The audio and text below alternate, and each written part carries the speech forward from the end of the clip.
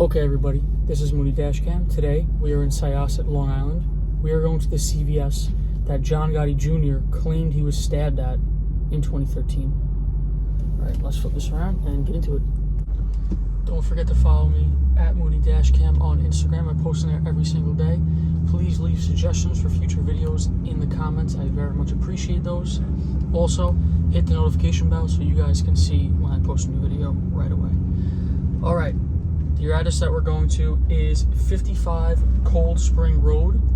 It's a CVS, like I mentioned, in Syosset, like I mentioned also. At the time, John Gotti Jr. was 49 years old. This happened November 10th, 2013. He was the son, if you can't already tell, he was the son of John Gotti, maybe one of the most famous bosses of the Gambino crime family. Let's get into a little bit of backstory on him while we're on the drive there. Okay, so John Gotti Jr. was the youngest captain ever in the Gambino crime family for obvious reasons. His father had a lot of power, the most power you could say. I mean, the Gambinos at the time, and probably still now, is one of the most powerful crime families in New York. So he's one of the youngest captains. Then when his father goes to jail, he's kind of like running operations because he's family of John Gotti, so he could visit him and messages could be relayed back and he could kind of run everything from inside the jail. So that was going on for a little while. We're driving right into the sun here. That's why I have the sunglasses on, people. Don't think it's for fashion. It is for fashion.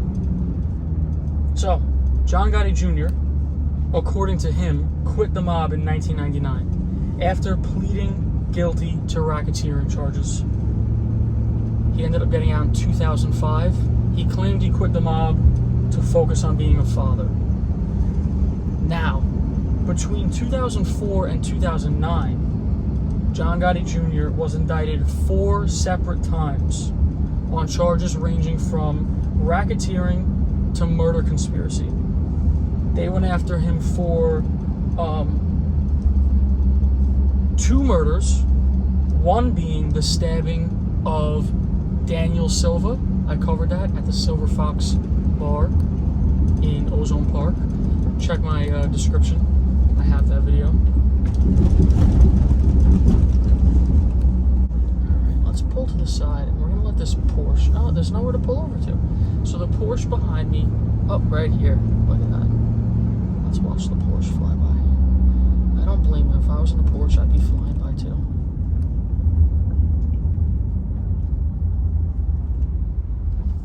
Didn't even fly by. That was very polite.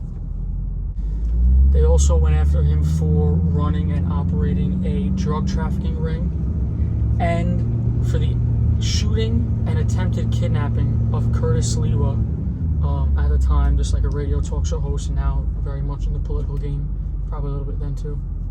All of those indictments ended in mistrials, so he was keeping the reputation alive of the Teflon Don. I believe they called him Teflon Don Jr. at that point. I think he actually got out of more charges than his dad did. His dad might have had more serious charges, but that's to be debated. And then all of this resulted in early 2010, the submission of the order of, I'm going to pronounce this wrong, just be prepared, Noel Prosequi.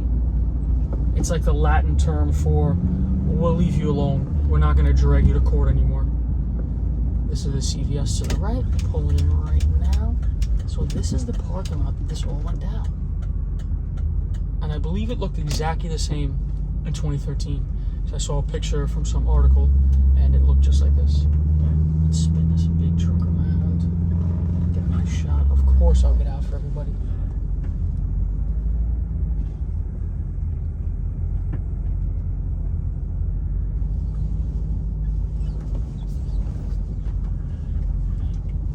Perfect spot.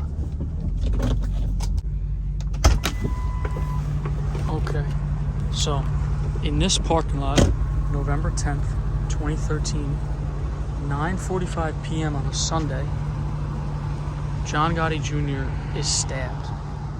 We'll get into the reason why he got stabbed and if we believe him at all or not. I mean, I don't believe him, and I think when you guys hear it, you won't believe him either. Now, who knows exactly where this happened, or where he claims it happened? This is it. It's a big old CVS. Like I said, I don't think much has changed since when this went down.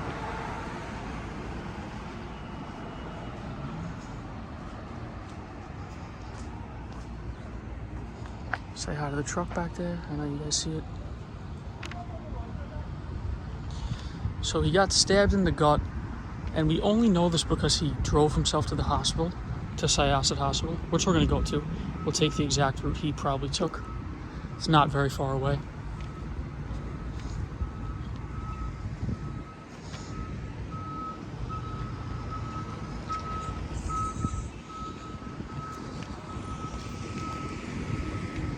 This is kind of a nice area. Let's see if anyone comes outside and asks what I'm doing.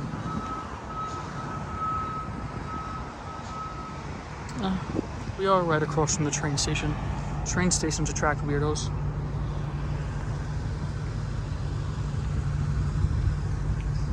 So he gets taken in to be looked at when he pulls up to Syosset Hospital. It's not a critical wound, but it's enough that he definitely has to see a doctor. Now let's flip around, let's get in the truck, and we'll take the route that he took. There we go, the volunteer fire department. Does everywhere else in the U.S. have volunteer fire departments, like Long Island? They're all over. Let me know. Alright, continuing on with the story. I guess hospital staff reported that when he walked in, he was holding his gut, he was holding his stomach, and calmly asked for a doctor as blood comes through his hand, through his shirt, clutching a stab wound. Gets taken back, and in talking with the doctors, he explains what happened, because doctors always ask what happened, and you don't want to be a weirdo, so he explains. So his story is that he was breaking up a fight in the parking lot of CVS between two random strangers, and then got stabbed.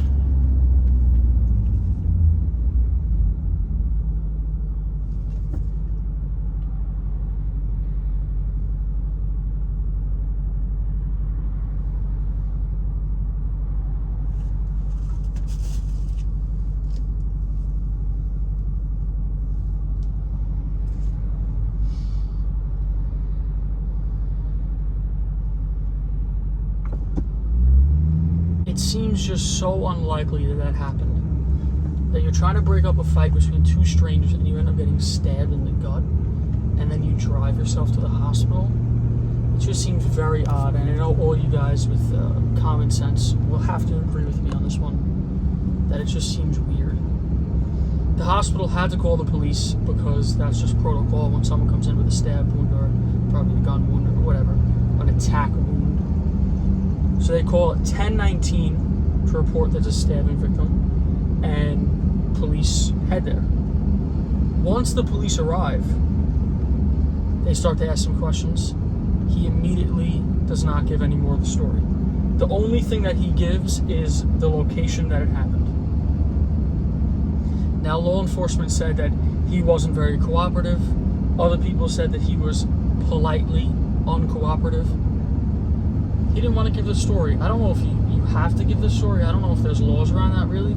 But he didn't get arrested or in trouble for this. So, and then the stab wound wasn't critical, but I guess it was bad enough that he got transferred to another hospital, North Shore University Hospital, for further treatment. The police were very suspicious of his quote-unquote Good Samaritan story. He gets released the next day, and I guess the reports came out of what happened, that he was in the hospital, that he got stabbed, all this stuff. Paparazzi and reporters have inside people everywhere. So maybe they had people in the hospital, whatever the case was, people in the police. And that night, that Monday, after he got stabbed, there were reporters swarming his house.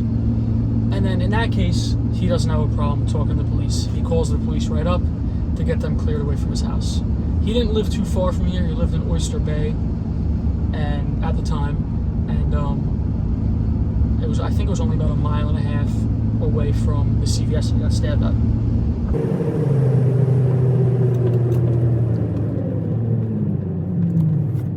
So you can imagine John Gotti Jr. doing this exact drive while holding his stomach, getting freshly stabbed, if he actually got stabbed in the CVS, which you already know that I'm already very skeptical about. The hospital is coming up here on the left. Now the police go back and speak to the CVS employees and ask them if they notice anything out of the ordinary. They ask for the surveillance footage and all that. The employees said that they didn't see anything out of the ordinary in the parking lot, and there were no physical evidence or surveillance footage to back up the claims that Gotti had. I've been to this hospital a couple times, actually. It's apparently a pretty good hospital. We'll drive in and out. He'll probably pull up right here, hopped out of his car. Who the hell knows how it went down exactly? I would go inside, but I feel like it's a little bit of a step too far for a YouTube video, and I think you all understand. Pull right back out.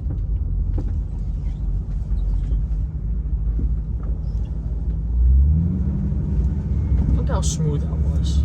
Look how smooth that was. So law enforcement claims that John Gotti Jr. is shelved from the mafia. That's like a new thing that goes on since they can't really kill people. They shelve you. You're shunned by the mafia. You lose all your contacts. No one gets in touch with you. It's pretty much like you're put on a shelf. You're frozen. That's it. You're done. Which is weird. All of it's weird. The mafia killing people is weird if we're really going to get into it. But right now, he's living in Long Island, managing real estate that he owns on Long Island. That's what John Gotti Jr. is up to this day. Oh, his son is actually a fighter, an MMA fighter, and a pretty good one too, I must say. All right, hope you guys enjoyed. That's pretty much everything I have to tell you about this incident, this weird, suspicious incident. I'm a mumbler at heart. I keep it together for these videos, just slightly. All right, I'll see you guys in the next one.